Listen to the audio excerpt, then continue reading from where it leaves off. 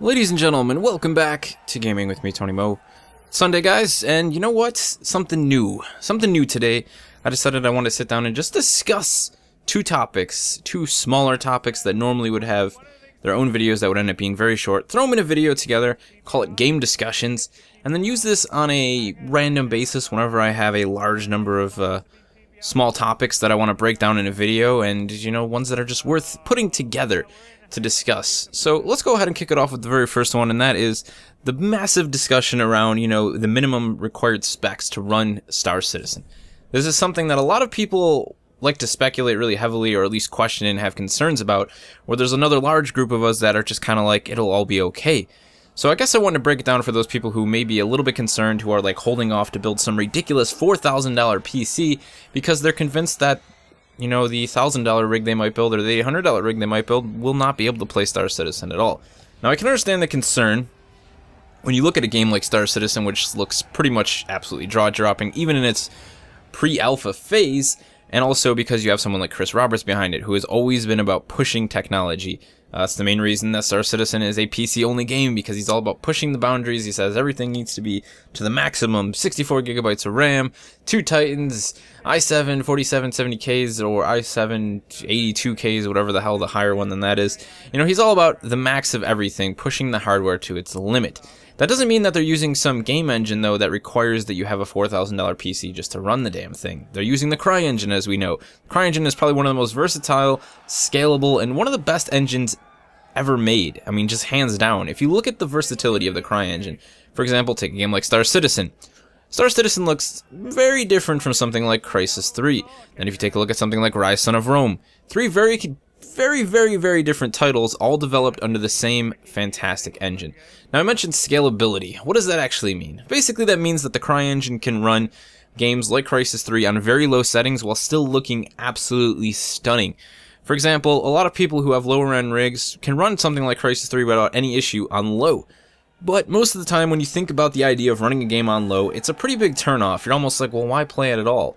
For the most part, if you have to run a game on low, that usually means you've also had to down-res your resolution, the game still is running like crap, and it just looks absolutely terrible. That's not the case with games in the Cryengine. Crysis 3 is a very good example. In fact, if you're concerned about whether or not your PC will be able to run the dogfighting module, I strongly recommend booting up a game like Crysis 3 and seeing just how well it performs on your rig. I think it would be a very good test as to how well your PC will do when dogfighting releases. I mean, the Cryengine just looks great all the time. I mean, run Crysis 3 on the lowest settings, still looks fantastic. It's just the type of engine it is.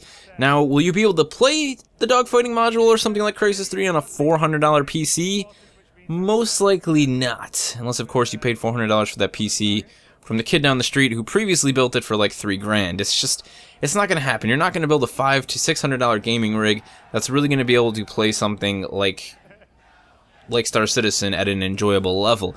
So a lot of people like to ask me, you know, well, how much do you think it would cost me to build a gaming rig? You know, first-time people, of course, to play something like Star Citizen, or just in general to build one that is going to have a long life, that's going to, you know, be future-proof to some degree.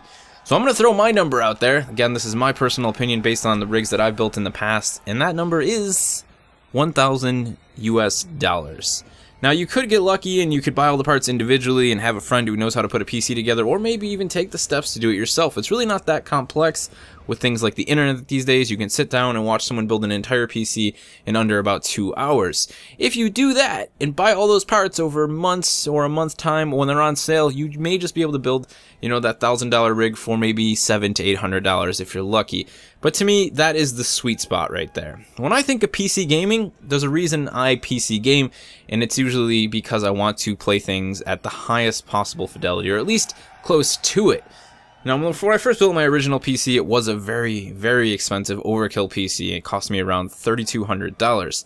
That PC also was future-proofed for 7 years. In fact, there are still components in my rig today that are from that original build, including my power supply, as well as my DVD drive, and as well as my original hard drive in the PC, which is surprisingly quick considering it's going on 8 years old. So, to me, that's kind of the ratio. You know, the more time you want to get out of your single PC build, the more money you're going to have to spend. That's just the way PC gaming has always been. And when people start talking about $500 and $600 PCs, you might be able to run some of the mainstream AAA titles like Borderlands, you know, the multi-platform titles that are also out on the last-gen consoles. But that's about it. I mean, when you start talking about PC exclusives or games that were really made to push the limits, for example, things like The Witcher 3 coming out in the future, maybe even something like The Division or Watch Dogs at max res, and of course Star Citizen, you're going to need to be spending a bit more than that on a PC, especially if you want to run it on medium to high. Again, to me, building a gaming PC, I'm trying to run these games on medium to high, if not very high to ultra. That is why, I'd rather spend the good money. Now, a lot of people are also really concerned about when they should start building their PC because, again, the idea of future-proofing. Some people are perfectly fine with spending $1,200 US or more than that. They have no issue, but their concern is, when should I buy a PC? New graphics cards are always coming out. Everything's always being upgraded. That is just PC gaming. It never stops. Now, maybe if you wanted to wait until the end of the year and see what NVIDIA throws out, if they throw out something new, all those rumors of these new cards. Or maybe you're like myself and frankly you just don't give a damn and you would rather just be ready to play the dogfighting module when it releases now rather than waiting till way after. Now, one thing I would suggest is that if you haven't built a PC yet, maybe it is a good idea to wait till dogfighting comes out. Of course you probably already have your copy of Star Citizen. See what kind of frame rates people are getting in dogfighting with their current rigs and then go from there, especially if you're on a tight budget. But I would say if you build a rig right now, around $1,000, maybe run something like an i7 in it, a decent GPU, even something, I'm running an old 7770 ATI card, and the thing is just the sweetest card ever, you can pick them up for like $100 now. If you're looking for a cheap fix, maybe run 2 of those in Crossfire. Maybe you're not interested in that, you just want to get a single card. There's plenty of cards out there on the $300 to $400 range that are even more powerful than that card that will definitely hold you over for the next 2 years and will most likely be just fine to support Star Citizen into its launch. Of course, once you build your initial rig, you sit down and you actually build that $1,000 rig, or maybe that $800 rig if you're lucky, or more than that. After that, you're upgrading. A lot of those parts are no longer going to have to be on your upgrade list. You're not going to have to get a new power supply every single year. Maybe you won't even have to get a new motherboard. You'll be able to swap in a new CPU instead if you need to. And even then, CPUs, things like that, they generally last a pretty lengthy amount of time before they start to get old and I guess you could say worn out. And then when it comes to graphics cards, they're so easy to upgrade these days. You could hold on to one for such a lengthy amount of time, still have it perform well, and then you can go ahead and you can buy the old version of the new card that came out last year, and again, you're still on the right train, It's just not as intimidating as it turns out to be sometimes. So that's my thoughts and opinions on running Star Citizen and, building a rig for it. Again, my thought, $1,000 US. Some people might try and tell you less, but that's really my personal opinion on the sweet spot for building a genuinely good PC that's going to have a decent amount of future-proofing to it, being able to move forward 4 to 5, maybe even more than that without having to worry about any serious upgrades.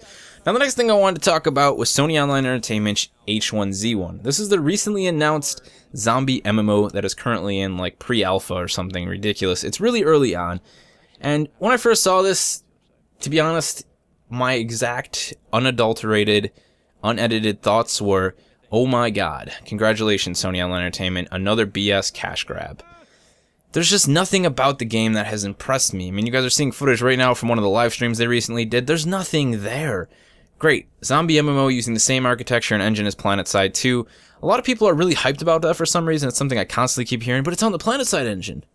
Last time I checked, a game being on an engine doesn't instantly make it a good game. For example, there's lots of games that came out on the Cryengine that actually weren't that great, that just looked pretty. Rise, Summon, and Rome being one of them. The game had a lot of missed opportunities, a lot of missed potential. Sure, it looked fantastic, the animations were amazing, but at the end of the day, it was a very boring experience. So the engine has nothing to do with that. To me, it just means that there shouldn't be any excuse for this game to have any serious issues at launch in terms of performance and bugs. All those things should be relatively easy to clear up, especially if the team that is working on it has had a lot of time with the PlanetSide 2 engine. It's just a good choice by Sony to use their in-house engine, to use something that the whole studio is probably familiar with, and something that them as a publisher and as a developer are just familiar with, and also something that a lot of the fans recognize. It's good to have that there. But does it ensure that the game will be good? Of course not. It's just one small piece of game development, the engine. Some of the things that they showed off with H1Z1 really seemed more like small tidbits to try and market the game to make it seem like they had some cool ideas. One of the things I think a lot of developers do is they'll showcase a game that is obviously in a genre that's pretty much been done before, and they'll add like 1 or 2 small gameplay design elements that really stand out to try and help push the experience. For H1Z1, they seem to be really making a big push on the whole idea of fire. Being able to set things on fire, including zombies, other human beings, houses, I imagine plenty of haystacks, cars, It's a cool mechanic, and I like the idea of it. To me, it's something that I've always actually wanted inside of survival games, especially zombie games. I mean, that's like the thing you think of when you see a zombie film, is a barn full of zombies, and the guy sets it on fire, burns them all to death, you know? That kind of thing, I like it, it's cool, but it's one of very few elements in H1Z1 that seem to impress me at all. Now, a lot of you are going to sit there and say, dude, it's alpha. Okay, that's great. That just means the game is in an early in development phase. It doesn't mean that the direction of the game and the game concepts don't actually exist. Sure, they could add more ideas, but the basis for the game, even at an alpha state, should be enough to impress people like myself and you, gamers, who are interested in seeing what the game is all about already. You know, there should be talk. I mean, look at Star Citizen. Some people think it's bad that they keep saying all of these things are going to be in the game, and yes, it can be a concern. Okay, they've announced all these things. Well, what will actually make it in? What won't? What will never make it? But you know what? I'd rather have them talk about ideas and thoughts in a very passionate manner than have them never have anything at all to say, which the H1Z1 devs have very little to say about their game, especially in terms of things that, you know, haven't been done in other games. It's just... the timing is too perfect for me to try and believe that they're actually trying to make a really great experience, especially, you know, with DayZ and Rust and Nether and Orzi and every single other zombie survival game that has been trying to ride on the success of the original DayZ mod. And to be frank, none of them have done it very well. They've all just kind of, you know, bought in and made money on the hopes of players like myself who really just wanted that complete zombie experience. And frankly, man, I keep using the word frankly, and honestly, we still haven't gotten that experience. DayZ hasn't delivered 100%. Yes, it's still in development. I really hope that at one point DayZ can become what it always has wanted to become, what Dean Hall has always wanted to become, and that is a proper survival experience. Now, there are games coming on in the future that I am genuinely impressed for, because when you look at these games, they are obviously trying to do something different. The Long Dark being one. It's more of an emotional, psychological survival experience. I'll have the link in the description below. Please check it out. The same thing goes with The Forest. A lot of you have probably heard of this game. It's this really strange blend of sort of crafting survival horror in an open world setting. Again, looks very, very interesting. Also a game that I'm very excited for. Both of those games have ideas and concepts that stand out to me, that feel like something fresh and passionate, like the developers were trying to do something they wanted to do, not just making a game because they've noticed that that concept was successful somewhere else. Those are my thoughts on H1Z1. It is planning to be free to play. I'm sure there'll be some ridiculous founders package eventually that will cost you $150 to get in the alpha. Very Sony Online Entertainment like. I'd like to see them prove me wrong, I really would, but Sony Online Entertainment doesn't exactly have the best track record for releasing their good ideas. The Agency was a pretty big one way back in the day. It's supposed to be this huge MMO, you know, persistent experience on the PlayStation 3 where people got to play as different spies in this world of espionage. Never happened. So let's hope the same thing doesn't happen to H1Z1, because I'd rather see it come out and be terrible than see it never have a chance. Let me know what you guys think of H1Z1. Of course, feel free to throw all of your unadulterated and I'm sure extremely PC gamerish opinions on what kind of rig you should build for Star Citizen in the description below. Let's try and keep it clean though, guys. Just trying to make a brief statement so people who are brand new realize that they don't have to wait 6 years to build a PC to make it future-proof. That's going to do it for this one. I'll see you guys in the next one.